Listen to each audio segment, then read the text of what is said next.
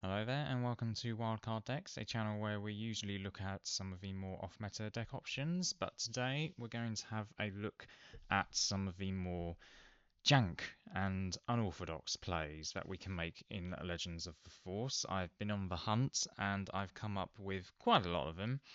First, we'll go through some that are specific for certain leaders, and then I've just got some other general ones that you can do with various cards. So the first one we'll have a look at is Sabine. Now, if you're ever able to make a Sabine Force focus deck, then the interesting interaction with this one is that the daughter, when you deal damage or when damage dealt to your base, you can use a Force and heal 2 damage. So the Sabine ping actually ends up healing you 1. So that's a little bit quirky. If there's a longer game Sabine deck in the works for anyone, I know Data Vault was kicking around a little bit, but yeah, in a Force deck you can actually heal yourself with her ping. Yoda. So we all know about what's it called? You're My Only Hope. Well, as I have foreseen in a yellow Yoda deck, still gives you a 1 resource discount, despite the fact that it's out of aspect, because it still only costs 3, but you get a 4 discount. So I already quite liked Yoda Yellow as it was, so this could definitely make its way in as well. I think the only issue is that the yellow Force stuff and generation is probably a bit weaker in general. Another Yoda one. So if you ambush, he does have ambush. So the Qui-Gon Jinn unit, he ambushes, and when he's defeated, you may choose a non-leader ground unit, and its owner puts it on top or bottom of their deck. So you could, if you've got another unit out, bring it back to the top of your deck when Qui-Gon is defeated, because he's likely to be defeated with whatever he's ambushing into.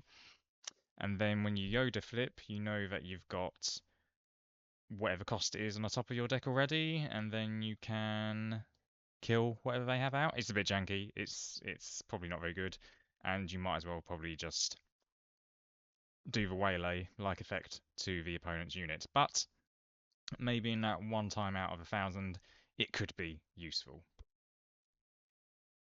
Han Solo and the Tauntaun, the things that he thinks smell really bad. So the Tauntaun, when defeated, you may give a shield token to a damaged non-vehicle unit. Well, with Han, all of your discounted units have damage on them, so maybe there is some niche use here. You would probably have to ambush out the Tauntaun, which in these colours isn't possible, so might be a non-starter, but maybe there's something there as well. Maybe exploiting the Tauntaun after you've deployed it. That could be the best way to do it, perhaps. Grand Admiral Thrawn, we have quite a few of him, and I mean, you can definitely come up with a lot more because basically just search for any when defeated ability. So the Legacy one, everyone's been talking about it with Sneak Attack, but you could do it the other way around as well. So for those of you who don't know, the Legacy one, when it's defeated, deals 6 damage divided as you choose among enemy units. So with Thrawn's ability, that can be a 12. With Unnatural Life, which I think is a card that I'm pretty much the only person to ever use or have used. Play a unit that's defeated this phase when we discard pile. It costs 2 less and display ready at the start of your phase. Defeat it. So if you have not been able to defeat it or you sneak attack to bring it in, then at 6 resources, run it into whatever, do the 6 damage. Potentially when Thrawn is not deployed, so you get to do it twice with 12. You then bring Thrawn out on his 6 cost deploy and play Unnatural Life. Get to the end of the phase, Legacy Run defeats itself again. That's another 12 damage that you can do because you've not used when defeated when Thrawn has deployed.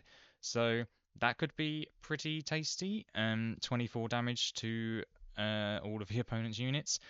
Generally should wipe out them probably more than once over. Another one for Thrawn. So Sifo Dyas has another when defeated, and in short, you can get 4 cost worth of clone units out. But with Thrawn, of course, it can be 8 cost, but 2 separate instances of 4. The issue is that there's not any villainy. Well, okay, that's a lie. There is one villainy clone off the top of my head, and that is Crosshair, but he is bad. And then the clones in general just aren't very good. But if you are going to go all in on this, then maybe there is something there just by sheer numbers alone. It'll be one of those questions of I don't know, can 10 small clones beat one big clone? One of those questions people like to ask. This might be the final Thrawn one, I don't remember. But the Deceptive Shade, I think, is actually a pretty interesting unit. When defeated, the next unit you play this phase gains Ambush. So with Thrawn, when the Deceptive Shade is defeated, you'll get that. I think this will double up. I think I'm right. The next unit, maybe it gives it Ambush twice. Yeah, I don't know. One for the judges, I think, but what I'm hoping is that you can then play 2 units in the phase and they both get ambushed, but I could be incorrect on that. It's very janky anyway. Oh no, I do have one. I have one more. It's one that you will never want to do, of course, unless you just really hate your opponent and want to tick them off. So, Savage Oppress. When he is defeated, you may use the Force and lose your Force token. If you don't, deal 9 damage to your base. Well, if you want to show off and just flex and really annoy them, just trigger the Grand Admiral for all ability and take 18 to your base. You know, just bit of swag about you. On to Count Dooku. I think it's just the one, but it again involves the Deceptive Shade. So with Count Dooku, you can exploit out Separatist units that don't have the exploit tag. Well, with the Deceptive Shade, if that is out, exploit that. The next unit you play gains ambush. Therefore, the likes of these two 5-cost units, which are probably the best targets to do, will gain ambush. The B2 Legionnaires have Sentinel with 4 health and Overwhelm. Now there are a lot of 4 health units that are 2 resources in the new set. Well, the B2 Legionnaires can now come in and defeat those, plus a bonus damage of 1 Overwhelm. Won't have much health left, but they've still got to get through it. And then the Techno Union Transport is a 5-cost as well, so it comes in as a 4/6 with shield. It's going to take out any turn 1 space unit and be undamaged. So this could be a pretty tasty opening line for Count Dooku. On to Kylo Ren. This isn't particularly jank, but it could be, well, it could, yeah, it is extremely good. Kylo Ren doesn't particularly care about getting a hand once he's out. You'll, in most cases, have used all your cards by the time he deploys. And then if you've got 2 Battle Furies, that will turn him into an 11. Can I count? An 11. God, my brain is gone. 11-10. Yeah, an 11-10. If that's not going to close the game out very quickly, then I don't know what will. And discard a card from your hand. Well, if you have no hand, then it's not going to affect you, is it? Of course, if you play 2 on them, then you're going to have to discard 2 cards from your hand. So you might want to play something first. But yeah, very cool. Qui-Gon. So there are going to be so many different things you can do with Qui-Gon. I think it's going to be quite bewildering. And when someone figures him out, he is going to be absolutely insane. Towards the end of the set, I expect he's going to be turning up at PQs and placing very high. So basically, you can recycle when played with Qui-Gon. So if we look at this particular line, or potential line, we've got Faithful Delegate, that draws you a card. We've got the J-type Nubian, that draws you a card. We've got Ki-Adi-Mundi, that draws you 2 cards. And we have the Rebellious Hammerhead, that when played you may deal damage to a unit equal to the number of cards in your hand. So if you're utilising all of these, you will have quite a big hand. You might even be able to delete the enemy's leader in 1 Rebellious Hammerhead play. And then when Qui-Gon deploys, you could return the Hammerhead to your hand and bring out any one of these guys again to increase your hand even further, and then just repeat with Rebellious Hammerhead and just keep deleting their units. You do, of course, have to balance this with actually, winning the game. Can't just keep doing that because you will not be able to get damage on their base. Sticking with Qui-Gon, so Sneak Attack. I kind of stumbled upon this one. Sneak Attack at 6 resources onto Kelleran Beck. Search for top 7 cards of your deck for a unit. To reveal it and play it, it costs 3 less. Well, guess what? Maz Kanata is a 3 cost. When played, you attack with a force unit, it gets +2 for this attack. Well, because of sneak attack, Kelleran Beck is ready, so when playing Maz, you can actually attack with Kelleran straight away for 9, which is pretty tasty. And then I've said Qui-Gon for this particular play, because if you do have another unit in your hand that's cheaper than Kelleran, then you can return Kelleran to your hand, because you will have a force because he's attacked, and recycle him. You won't lose him from sneak attack's defeat effect. This is a particularly jank play because I don't anticipate that the Darth Vader pilot unit is going to be, pilot leader I should say, is going to be using the Force or having the Force. You would probably have to play an event specifically to get it, but if you were to do so and play the Sun 7 resources, well, all of your TIE fighters are suddenly 3-1s, and that's ignoring any effect like Victor Leader and Captain Tarkin and Commander Cody, etc. So that could be pretty tasty, but very unlikely to happen. I probably will try to make a deck like it at some point, but yeah, not going to be competitive. It's just a bit of jank and fun. So on to the non-leader plays that I've come up with. So Sorasu stance, play a force unit from your hand, paying its cost and give a shield to it. So if you have the force, then the infused brawler, you give the 2 experience tokens to it. Well, you have a 4/4 shielded for only 3 resources, which is pretty good. Of course, the other thing that would be good to do is Sorasu starts with any Force Sentinel. So Chirrut has pretty much overnight become perhaps the best Sentinel in the whole game. Obviously not if you're not running a Force deck, but if you are, then yeah, shield Chirrut up, which gives you more time to be able to get the Force, to get the effect of the damage reduction on him. So yeah, that could be extremely good. Calm in the Storm and Sabine Wren. So you exhaust a friendly unit. If you do, give a shield token and 2 experience tokens to it. So Sabine, she's not particularly used, but when she's exhausted, she can't be attacked unless she has Sentinel. So if you want to buff her up further, it kind of gives her pseudo hidden. She's like hidden before it became a thing, in a way. So yeah, you deploy her, and then the next turn, buff her up even more, give her a shield, so even when they do attack her, well, you gotta get through that first as well. So there could be something there, probably not, but it's just a little bit of a interesting interaction.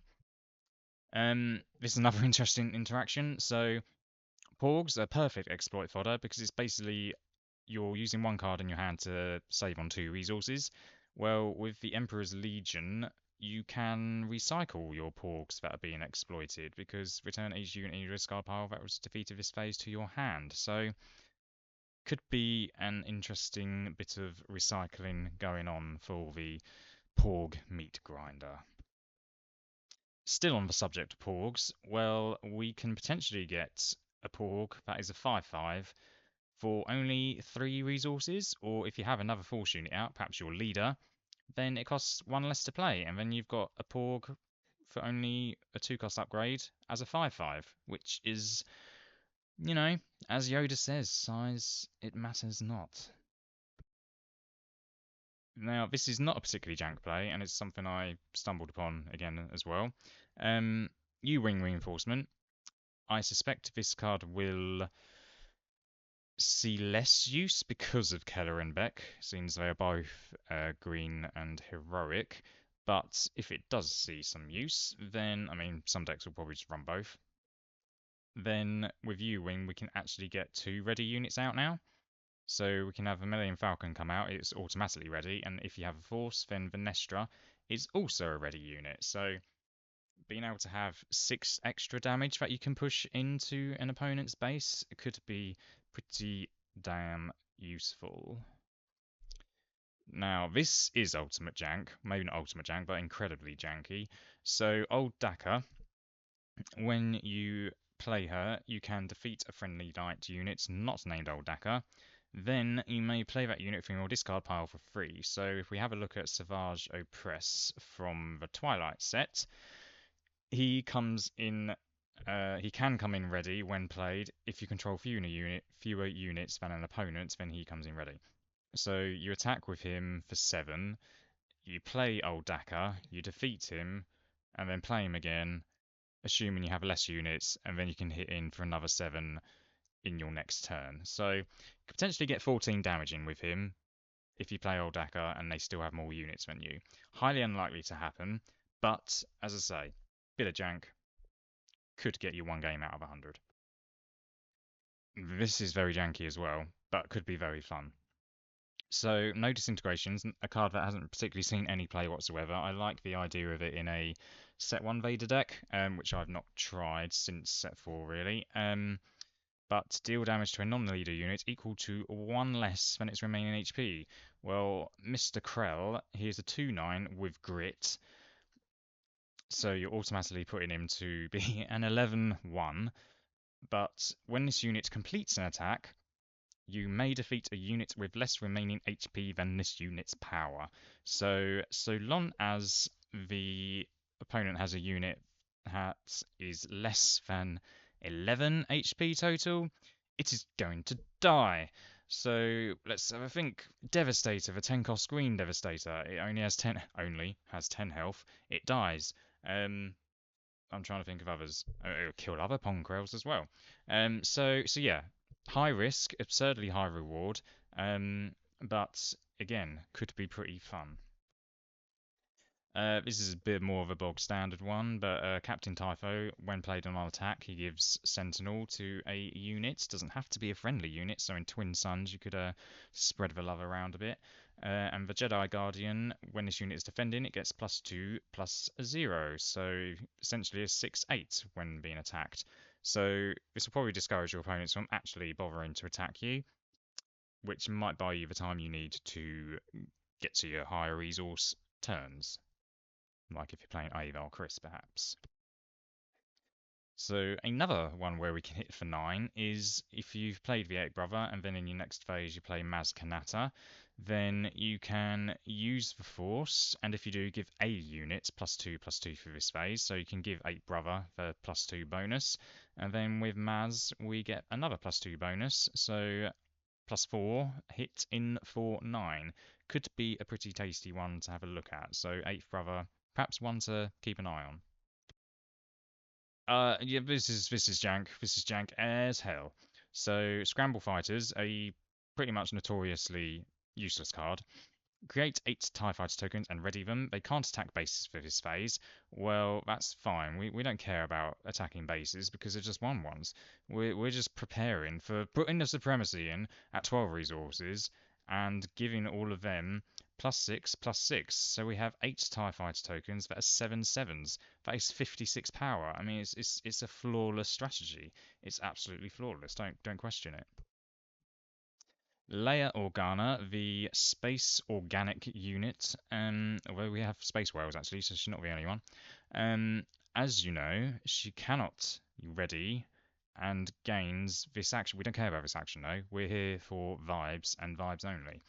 With Kaz, you can actually cancel her out, and then the phase after she deploys, she will be able to ready because, as I understand it, it's a similar timing to cancelling the Millennium Falcon's ability. So yeah, with Kaz, she can actually attack while she's in space, which is amazing. And that would also mean you can activate Swoop Down with her. She is doing the Mary Poppins and doing a strafing run on the planets. Oh yeah, you'd love to see it. Um, I don't care about what the card does, but yeah, it's just a funny visual. Another funny visual is Lightspeed Assault. Leia is a Lightspeed torpedo, and she's gonna cause absolute havoc and mayhem.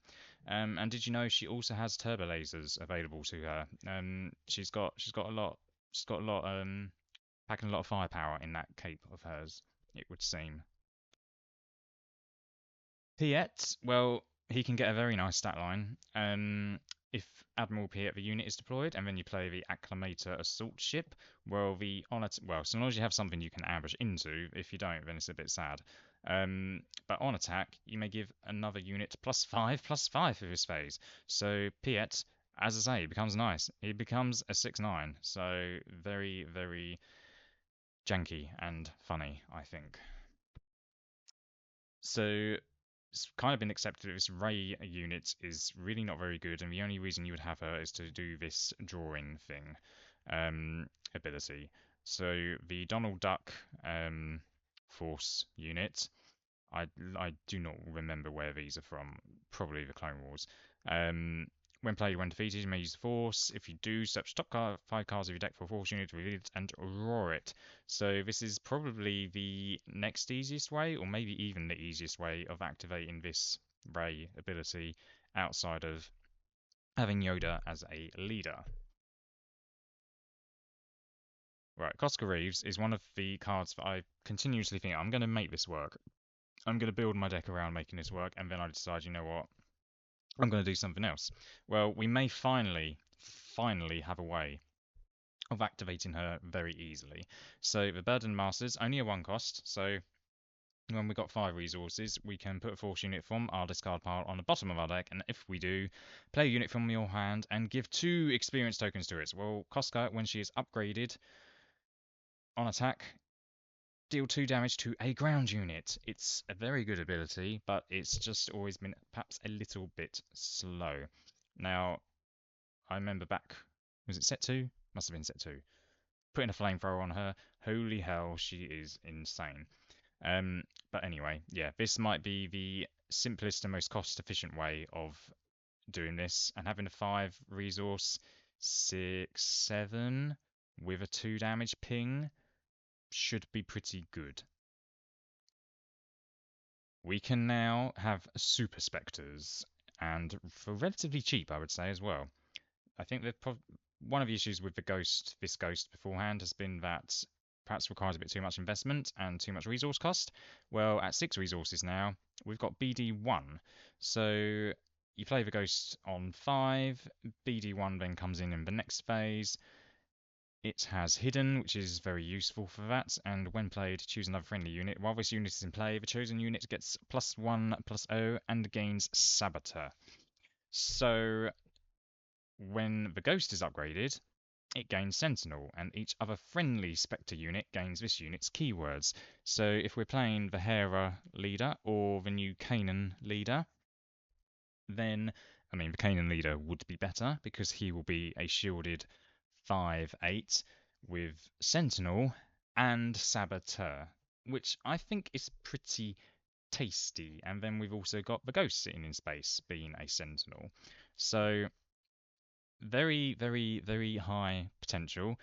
Of course, there is the elephant in the room for Kanan, and that elephant is freaking Darth Vader, who can just delete anything with a shield. But I guess that's why if you're playing blue-yellow Kanan, well, guess what? You'll have Spark of Rebellion.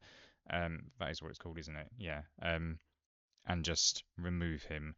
Kira beforehand as well at 4 resources. Name Darth Vader. Hell, we can even go regional governor and say Darth Vader. Just all the anti-Darth Vader tech so that we can actually keep Kanan alive. And, well, there we go. I did not remember how many I did, but that is it. There are definitely many, many, many more jank plays out there, but those are some of the ones that caught my eye as I was going through and trying to think of some nonsense. But is there any nonsense that you can think of? But yeah, there will be some new decks coming in the near future. Might be one later this week, depending on what happens on Tuesday probably. I do have new cards now. I'll probably do pre-release video as I was invited to an event as well.